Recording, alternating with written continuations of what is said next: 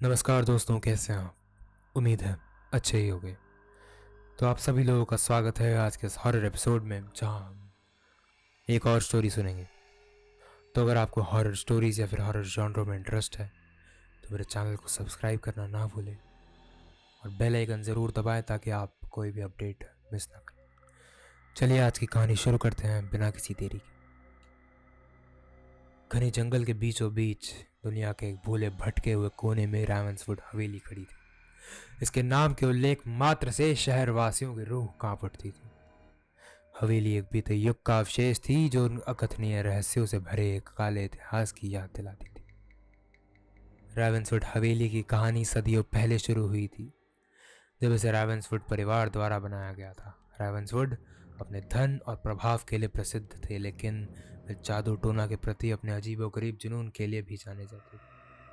अजीब अनुष्ठानों और अपवित्र प्रथाओं के फुसफुसाहट ने परिवार को घेर लिया, और यह अफवाह थी कि उन्होंने अपनी शक्ति और धन हासिल करने के लिए अंधेरी ताकतों के साथ एक समझौता किया।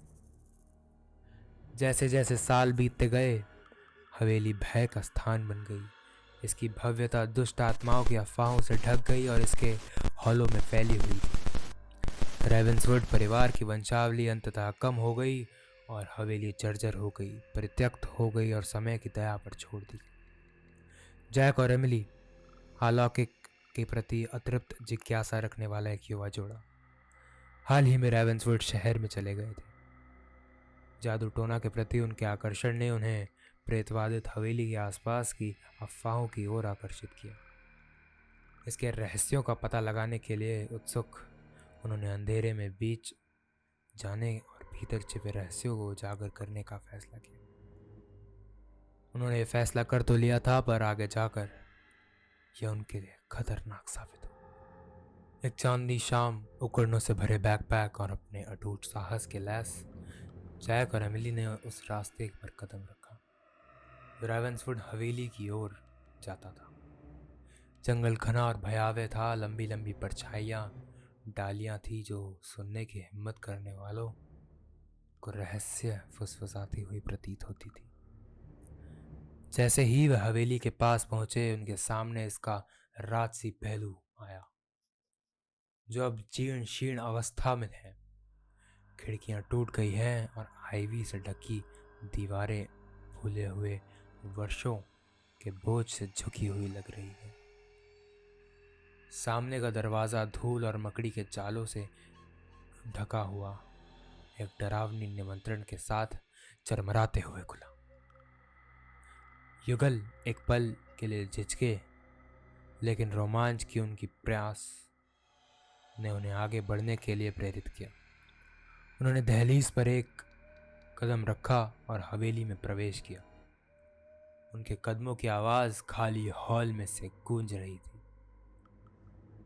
हवा पूर्वाभास की भावना से बोझिल हो गई थी, मानो दीवारें अतीत की अवशिष्ट ऊर्जा से भरी हुई हो।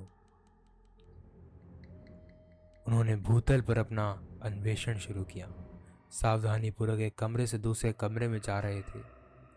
हवेली का आंतरिक भाग भूली बिसरी यादों और फीके वैभव का भूल भुलैया था।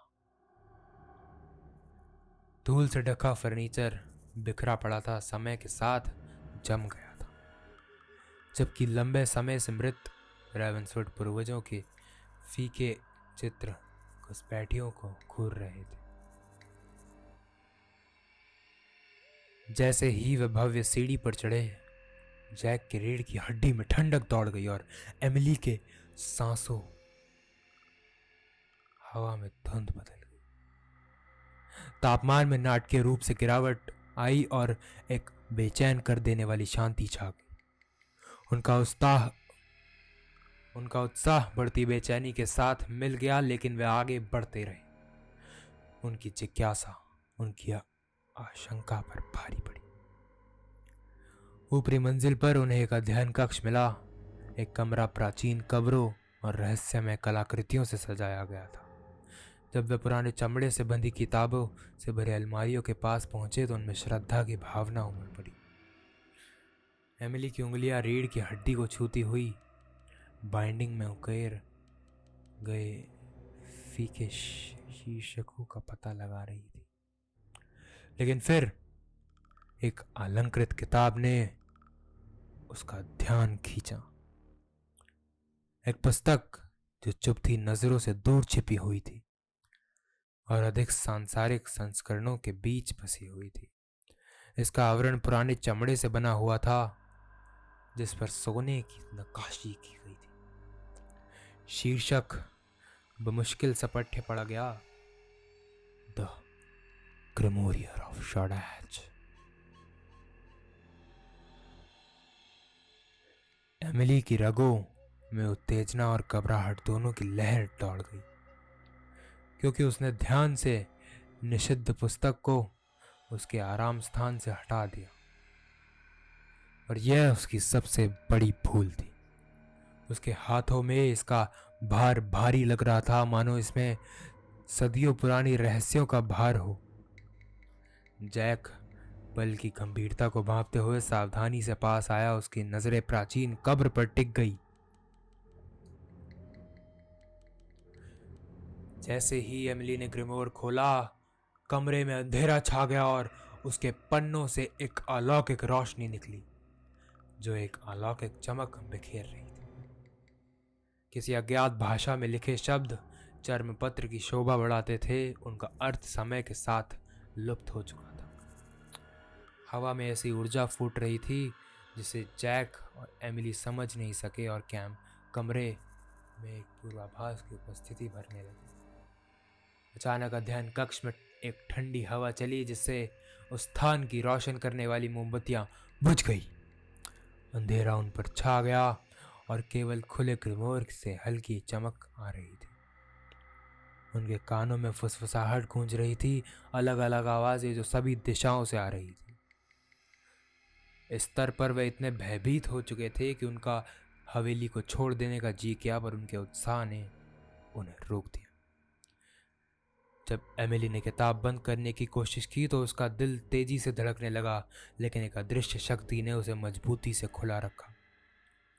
जैसे जैसे फुसफुसाहट तेज होती गई, उनमें दहशत फैल गई।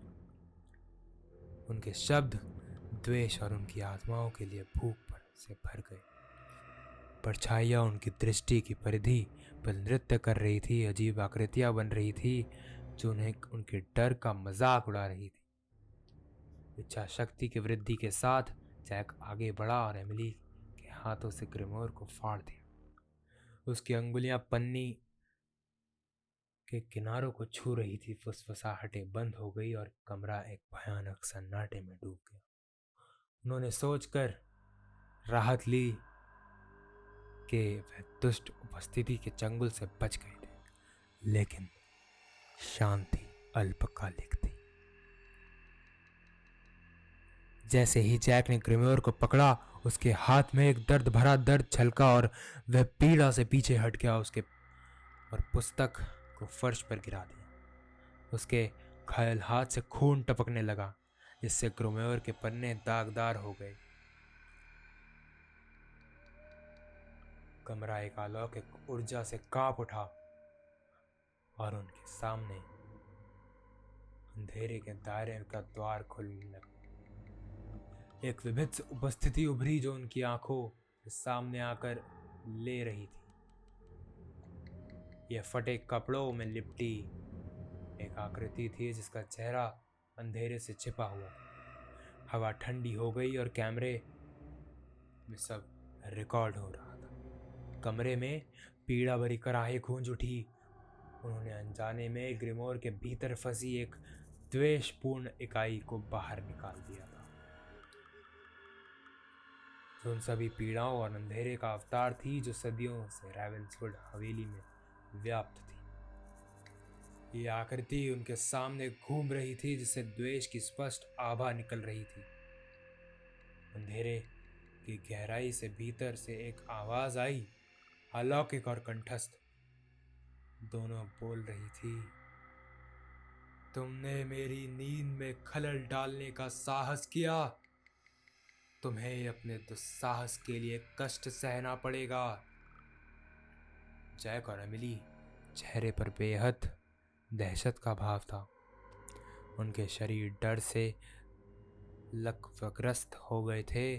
भूत ने अपना अलौकिक हाथ बढ़ाया, लंबी कंकालियां उंगलियां उनकी ओर बढ़ी।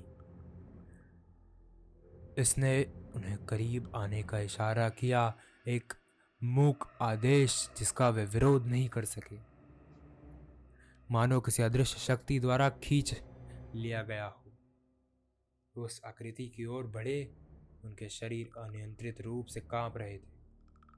उनकी दृष्टि धुंधली हो गई और उनके कानों में पीड़ा भरी आवाजें गूंज उठी। उन लोगों की सामूहिक चीखें जो हवेली के अंधेरे अतीत का शिकार हो गए थे। लेकिन जैसे ही भूत अपनी चपेट में लेने वाला था, ग्रमोर से एक चकाचौंध करने वाली रोशनी फूट पड़ी। वर्णक्रमीय आकृति पीछे हट गई, जिससे एक पीड़ादायक चीख निकल गई। प्रकाश तेज हो गया, जिससे इकाई वापस उसी गहराई में चली गई जहां से वह निकली। उस पल में जैक और एमिली को ऊर्जा का अत्यधिक उछाल महसूस हुआ, जैसे कि किसी अदृश्य शक्ति ने उन्हें सुरक्षा प्रदान की हो। उन्होंने मौका का फायदा उठाया, सीढ़ियों की ओर तेजी से बढ़े और हर कदम के साथ उनके दिल की धड़कनें बढ़ रही थी। जब वे हवेली के गलियारे में होकर गुजर रहे थे तो ऐसा लग रहा था कि हवेली उनके खिलाफ साजिश रच रही है। इसका आंतरिक हिस्सा हिल रहा था और विकृत हो रहा था।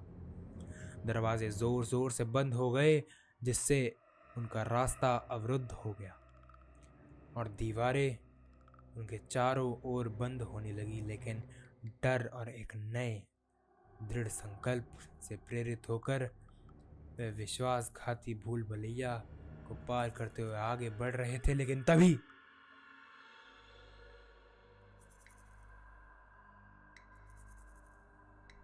तो दोस्तों, आज के लिए इतना ही। आगे की कहानी सुनेंगे हम इसके अगले पार्ट में। तब तक मेरे साथ जुड़े रहिए। इसकी आगे की कहानी और भी दिलचस्प होने वाली है, तो मेरे चैनल को सब्सक्राइब जरूर करें और फिर इस वीडियो को लाइक करना ना। धन्यवाद।